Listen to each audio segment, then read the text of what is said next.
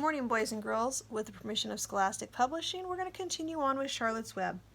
Chapter 16, Off to the Fair. The night before the county fair, everybody went to bed early. Fern and Avery were in bed by 8. Avery lay dreaming that the Ferris wheel had stopped at the top, and he was in the top car. Fern lay dreaming that she was getting sick in the swings. Lurvy was in bed by 8:30. He lay dreaming that he was throwing baseballs at a cloth cat and winning genuine Navajo blankets. Mr. and Mrs. Zuckerman were in bed by 9. Mrs. Zuckerman lay dreaming about a deep freeze unit. Mr. Zuckerman lay dreaming about Wilbur. He dreamt that Wilbur had grown until he was 116 feet long and 92 feet high. Then he had won all the prizes in the fair and was covered with blue ribbons and even had a blue ribbon tied to the end of his tail. There is a picture of what Mr. Zuckerman is dreaming Wilbur looks like. Down in the barn cellar, the animals too went to sleep early, all except Charlotte. Tomorrow would be fair day. Every creature planned to get up early to see Wilbur off on his great adventure. When the morning came, everybody got up at daylight. The day was hot. Up the road at the Arables' house, Fern lugged a pail of hot water to her room and took a sponge bath. Then she put on her prettiest dress because she knew she would see boys at the fair. Mrs. Arable scrubbed the back of Avery's neck and wet his hair and parted it and brushed it down hard till it stuck to the top of his head. All but about 6 hairs that stood straight up. Avery put on clean clothes, clean blue jeans, and a clean shirt. Mr. Arable dressed, ate breakfast, and then went out and polished his truck. He had offered to drive everybody to the fair, including Wilbur. Bright and early, Lurvy put clean straw in Wilbur's crate and lifted it into the pig pen. The crate was green. In gold letters, it said, Zuckerman's Famous Pig. Charlotte had her web looking fine for the occasion. Wilbur ate his breakfast slowly. He tried to look radiant, without getting food in his ears. In the kitchen, Mrs. Zuckerman suddenly made an announcement. Homer, she said to her husband, I am going to give that pig a buttermilk bath. A what? Said Mr. Zuckerman. A buttermilk bath. My grandma used to bathe the pig in buttermilk when it got dirty. I just remembered. Wilbur's not dirty, said Mrs. Zuckerman proudly. He's filthy behind the ears, said Mrs. Zuckerman. Every time Lurvy slops him, the food runs down around his ears, then dries it and forms a crust. He also has a smudge on one side where he lays the manure. He lays in clean straw. Corrected Mr. Zuckerman, well, he's dirty and he's going to have a bath. Mr. Zuckerman sat down weakly and ate a donut. His wife went to the woodshed. When she returned, she wore rubber boots and an old raincoat, and she carried a bucket of buttermilk and a small wooden paddle. Edith, you're crazy, mumbled Mr. Zuckerman, but she paid no attention to him. Together, they walked to the pig pen. Mrs. Zuckerman wasted no time. She cleaned it with Wilbur and went to work. Dipping her paddle in buttermilk, she rubbed him all over. The geese gathered around to see the fun, and so did the sheep and the lambs. Even Templeton poked his head out cautiously to watch Wilbur get a buttermilk bath.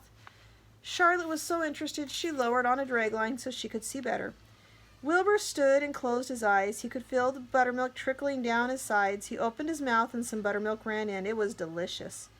He felt radiant and happy. Mrs. Zuckerman got through and rubbed him dry. He was the cleanest, prettiest pig you ever saw. And there is Mrs. Zuckerman giving Wilbur a buttermilk bath. He was pure white, pink around the ears, snout, and smooth as silk. The Zuckermans went up to change into their best clothes. Lurvy went to shave and put his plaid shirt and his plaid necktie. The animals were left to themselves in the barn. The 7 goslings paraded around and round their mother. Please, please, please take us to the fair, begged a gosling. Then all 7 began teasing too. Please, please, please, please, please, please, please. They made quite a racket. Children, snapped the goose. We're staying quietly, idly at home. Only Wilbur, Ilber is going to the fair. Just then, Charlotte interrupted. I shall go too, she said softly. I have decided to go with Wilbur. He may need me. We can't tell what may happen at the fairgrounds. Somebody's got to go along who knows how to write, and I think Templeton better come too. I might need somebody to run errands and do general work. I'm staying right here, grumbled the rat. I haven't the slightest interest in fairs. That's because you've never been to one, remarked the old sheep.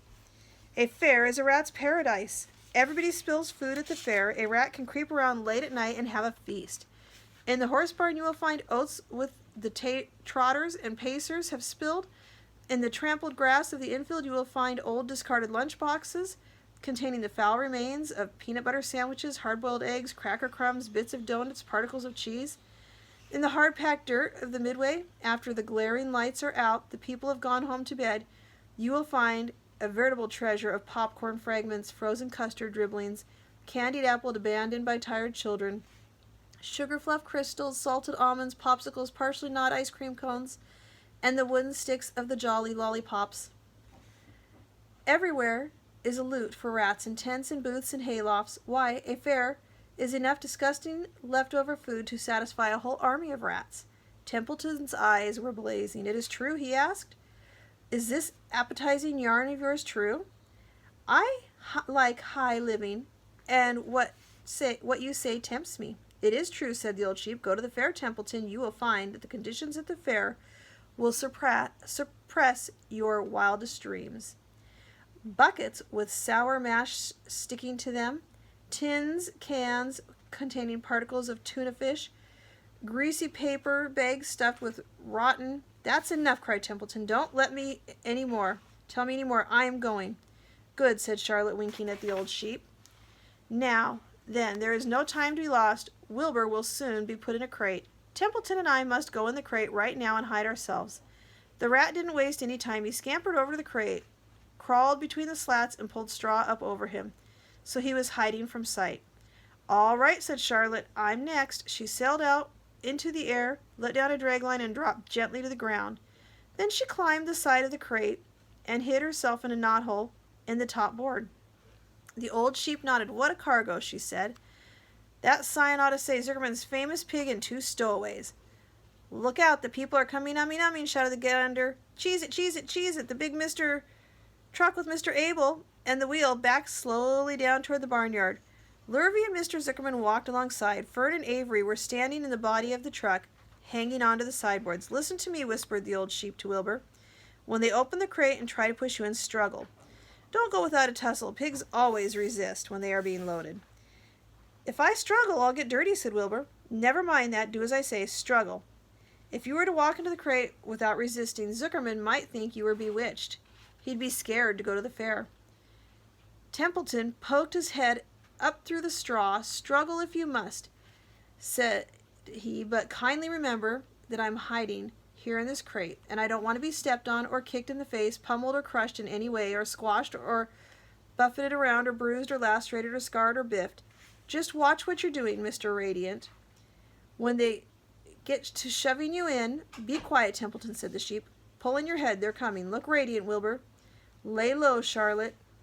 Talk it up, geese. The truck backed slowly to the pig pen and stopped. Mr. Arable cut the motor, got out, walked around to the rear, and lowered the tailgate. The geese cheered. Mr. Arable got out of the truck. Fern and Avery jumped to the ground. Mrs. Zuckerman was walking down the street.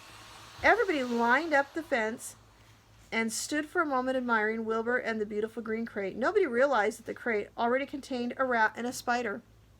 That's some pig, said Mrs. Arable. He's terrific, said Lurvy.